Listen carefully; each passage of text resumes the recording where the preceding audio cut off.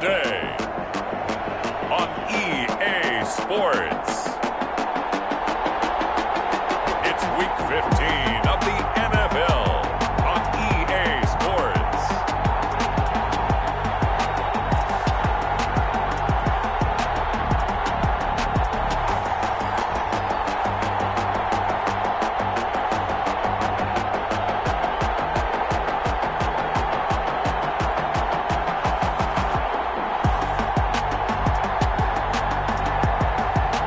It's the Houston Oilers taking on the London Black Knights. We are pleased as always to be bringing you coverage of the National Football League on EA Sports. The scene a few moments ago, here it is. It's unlike any other in sport as both teams made their way out of the tunnel.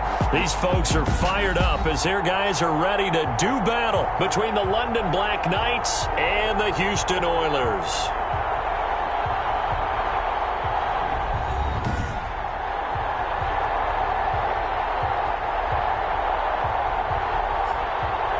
Along with Charles Davis, I'm Brandon Gaudin. And Charles, you take a look at our home side as we enter play here. They were winners last time out, so they'll be looking, Charles, to make it 2 in a row. And what I enjoyed when I watched their game tape and their victory last week is they put it together in every phase. Good offense, good defense, and some key plays on special teams. Let's see if they can get that second win in a row. Meanwhile, for the visiting Londoners, they get a stern road test as they come into this one after losing in London a week ago. Yeah, the schedule makers gave them a pretty tough stretch here. I think we'll know early on whether these guys are ready to play. As a touchback, and they will begin things at the 25. So out comes this offense to take over for the first time. And a glance at the tall signal caller, standing 6'6". And what I'm looking for from him today, the things every quarterback is looking to do. Lead his team to a victory. Doesn't matter whether he's throwing it, running it, handing it off, however he has to do it, as well as exhibiting some leadership, that's what he's trying to accomplish. And he can't escape, and down he goes. A loss of 12 yards. It's second down. Well, we knew coming in it was going to be a long afternoon if they weren't able to hold up against this pass rush, huh? What we didn't know was that protection was going to spring a leak on the first play from scrimmage. Got after him right out of the gate. That huge loss on the sack makes this job much more difficult. It's now second down and 22 yards to go. Now a toss left side into the hands of his tight end. And he's able to get up here to the 26. A good pickup there, 13 yards as they get closer for third down. So trouble already here on their opening drive. This is 3rd and 9. Now a shotgun snap as they look to throw. And that is incomplete. How about some applause for the defense there? They forced him to throw that one into coverage, and just like that, they're staring at a 4th down. Well done.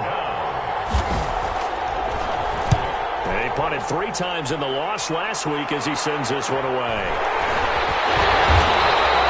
A 40-yard punt, given 3 on the return. So out comes this offense to take over for the first time. And a look here at their go-to guy under center.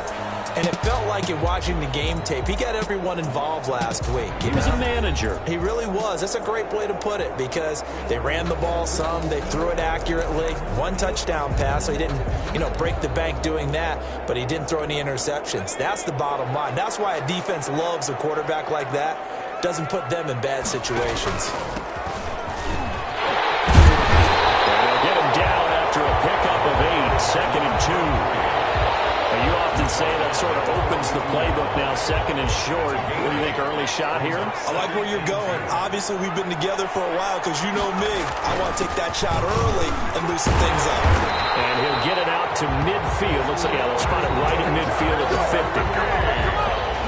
How best to describe that one? I'd say right down Broadway on that run. A straight-ahead running. I think that might be something we see a lot of between the tackles today. Well, he's enjoying things so far here this afternoon. Sees a crease and bursts through it for a solid game. And he fires one incomplete.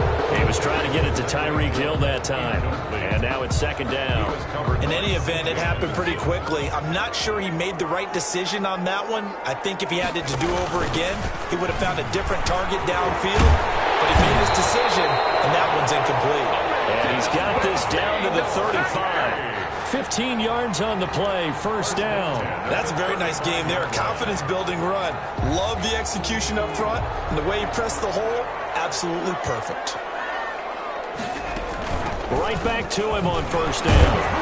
And down right around the 32-yard line, 4 yards on the pickup. At the end of all that hitting and hollering, it was a 4-yard run, so the offense is going to go back there and feel pretty good about themselves. Defensively, you have to feel okay because you didn't let it turn into a bigger run. But the goal, shut it down for 2 yards or less. That's when you start to feel good about yourselves. This has to go down as one of the simpler routes in the playbook, but oh so effective.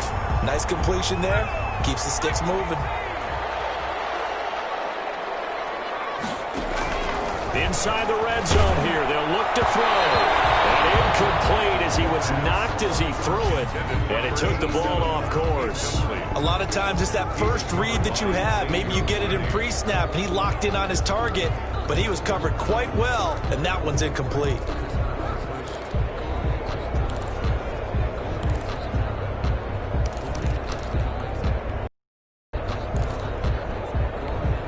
After the incompletion, here's 2nd and 10 from the 20. And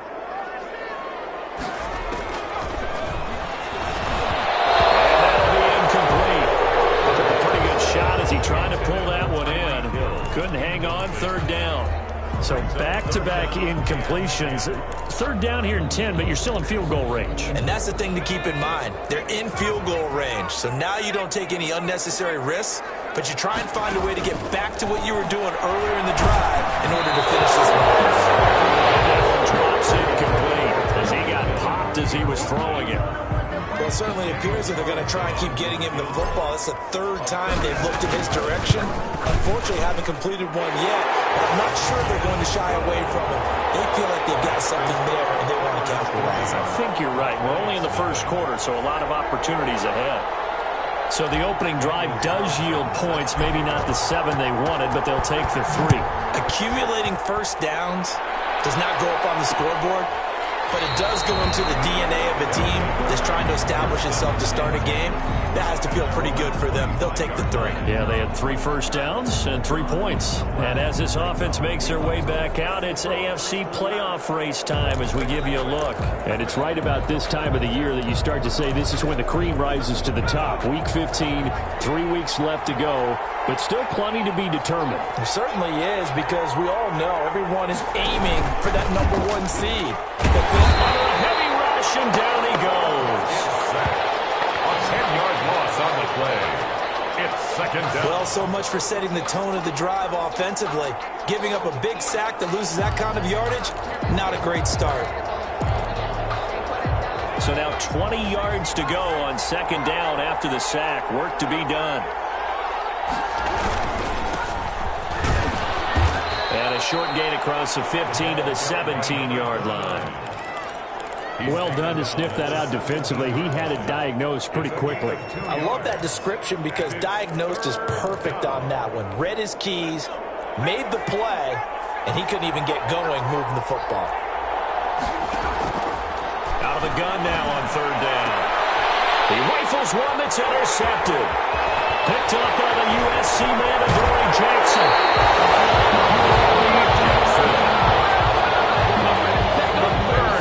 Start defensively. Your offense goes out, gets the touchdown, and then you get the interception. Just perfect. How about the discipline that they showed on defense? Because after the offense scored to go up 7-zip, you would think they might be a little extra aggressive trying to get back at them. Instead, they read their keys well. When they took the shot downfield, they were more than prepared for that one.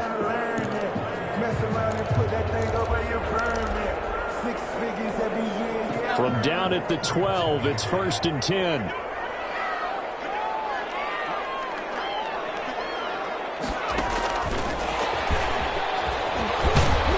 And he's able to break out of 1 tackle, but then quickly brought down.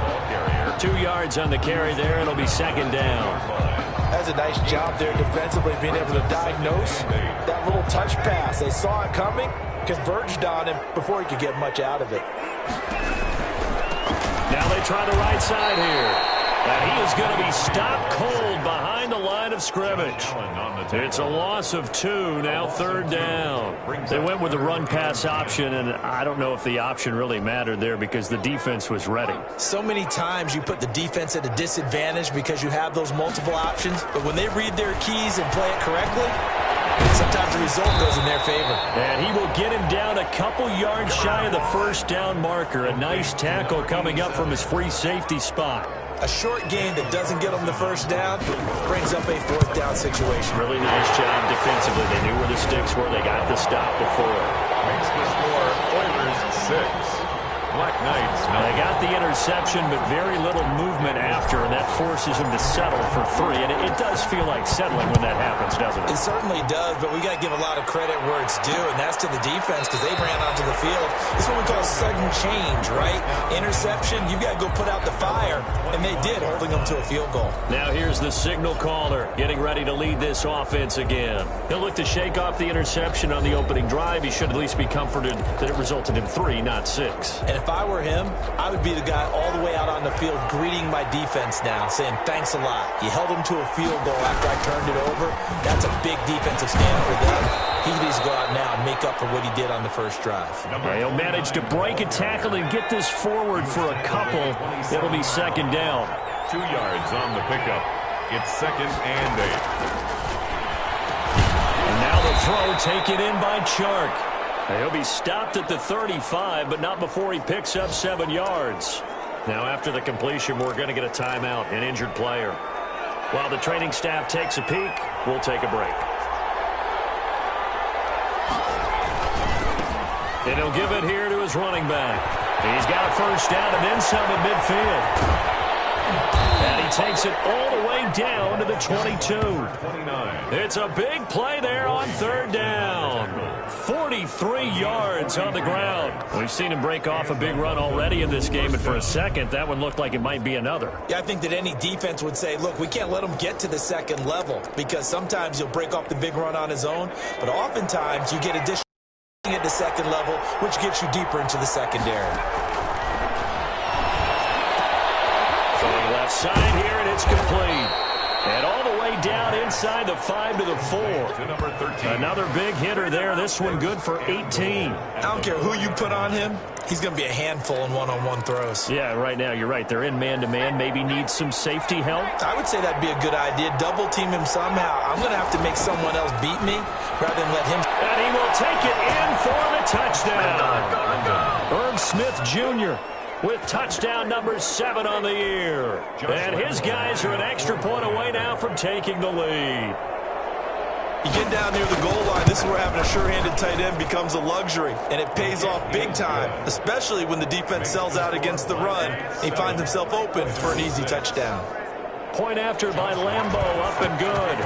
And they take the lead here at 7-6. Fielded just outside the goal line. And able to get this across the 20, but not much further as he's dropped at the 23-yard line. At their own 23-yard line.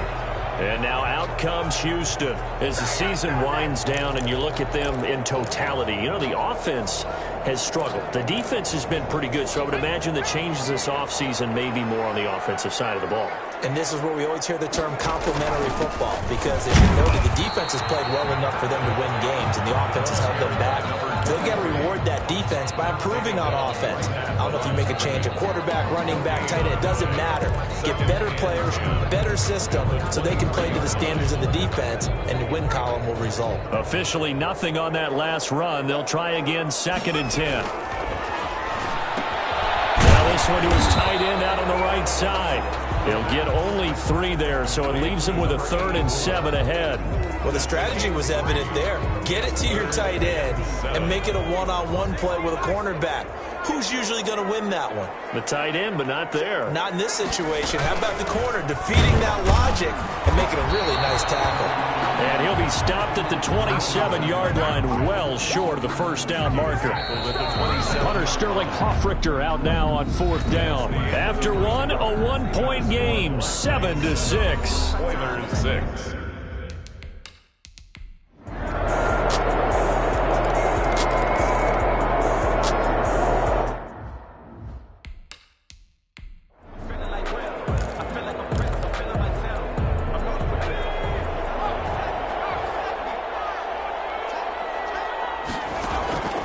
They'll look to throw here on 1st down. He's going to hit his man out of the backfield, complete. Now another timeout called for by the offense as they get the stoppage with a little over 50 seconds to go in the first half. So 2nd and 8 here after the pass play for 2 yards on 1st down. Oh, he's able to outmuscle him here as he pulls it in. A gain of 13. It's a 1st down. But one of the ways the quarterbacks keep all the receivers alive in a play, never lock in on any one guy. Make sure you keep your eyes moving, scan the field. And here he finds the open guy for a nice pickup. But it's caught on the right side at Smith. And he'll be marked down at the 20. To Irv Smith Jr. So we reach halftime in what's been a fairly one-sided game so far. As we send you on over to Orlando for Jonathan Coachman at our EA Sports Halftime Report. Take it away, Coach. Okay, Brandon, time for a sprint to the finish, as it's time to get you caught up with what's happening around the NFL here in a pivotal Week 15. We'll get started up at Lucas Oil Stadium in the capital city of Indianapolis. And that game tied 21-all. In the second quarter, a lot of offense there. Next, we'll head over to check on the Giants at home at MetLife Stadium. And you can see they are out in front in that one. Baker Mayfield has thrown a touchdown pass. Finally, we're off to Atlanta to check on the Falcons at home at Mercedes-Benz Stadium. And they have the lead in that one over the visiting Dallas Cowboys. Ronald Jones, the lone touchdown there as he's cashed one in on the ground. Meanwhile, in our game, it's been a back-and-forth first half. Who can put it together in the second half? For the answer, we turn it back over to our broadcast team of Brandon Godden and Charles Davis. All right, Coach, thank you, and we welcome everyone back for quarter number 3. So this a 2-possession ball game as we get back underway, set for the third quarter. Fielded a couple yards into the end zone. And he'll get it up past the 20 to about the 22. At their own 22-yard line. Now comes the Houston offense as they get set to take over here.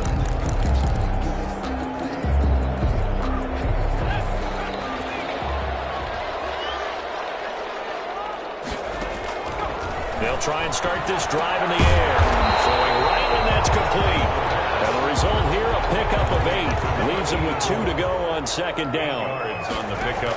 Brings up 2nd and 2. And he'll lose yardage here, going down back at the 28. Well, we saw a lot of negative plays that resulted in plenty of lost yardage in the first half. And that trend is continuing here. This offense in desperate need of a conversion as they come up on 3rd down. And they'll try and run the option to pick it up. And he's going to have the first down at about the 38. 9 yards on the pickup there, and it keeps the drive alive. So that was all you're looking for on a play like that. Get the first down and keep the drive moving. Yeah, it just looked to me like he just said to himself, I've got this. I'll take it. I'll pick it up, and let's keep moving. Get the first down, get a new set, and they'll start over. And he's dropped right at the 40. Gain of 3. One thing you're hoping for when you run drag routes, you're able to hit a receiver in stride, and he can pick up a lot of yardage after the catch.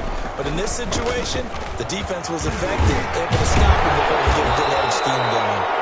And he'll be brought down just shy of midfield at the 49-yard line. I'm okay with the call there. In fact, I actually like it. I know they're down a couple of scores, but the running game worked in that situation. I would continue to go in that direction. Running game working. They'll stick with it on first down. And he takes it across midfield to the 45. It's a 6-yard pickup, and it gets him to 2nd and 4. Not too many offenses want to down long drives, but when you're down what they are, they've got to pay it off with some points. Now he's going to swing this one out to his running back. Only a yard there. Sniffed out well defensively, and it brings up 3rd. In order for a screen pass to break big, a lot of things have to come together and be well executed, but all it takes is one small thing to go wrong and keep it from being a big game. On 3rd and short, they'll try option left. That is not going to be any help as they dump him behind the line of scrimmage. That'll wind up going for a loss of 4. And that's going to bring up a 4th down. Well, sometimes that option can get bogged down before the gears really even get into motion, and I think that's what we saw there. I think what he saw, he felt defensive end right in his face because he looked up and he was right there. Didn't even have a chance to get going. Now we take a glance at the offense as they work their way back out for their first possession of the second half. They were able to get the ball back here, didn't surrender.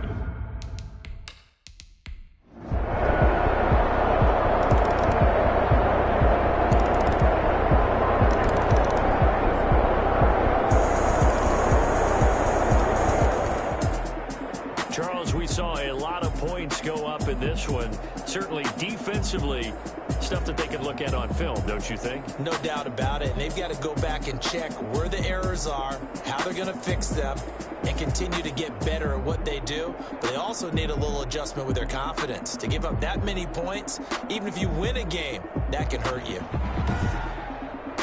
So for our visitors, they get back to 500 now as the win moves them to 7-7. And they'll get another road day next week as their opponents will be the Pittsburgh Steelers. Meanwhile, for the home team here, their slim playoff hopes are gone now as they fall to 5-9. And they'll try to get back to their winning ways next week as they head to Lambeau to take on the Packers. So for Charles Davis and our entire crew, I'm Brandon Gaudin. Next game, guess what? Charles and I will be here again. It's the NFL on EA Sports.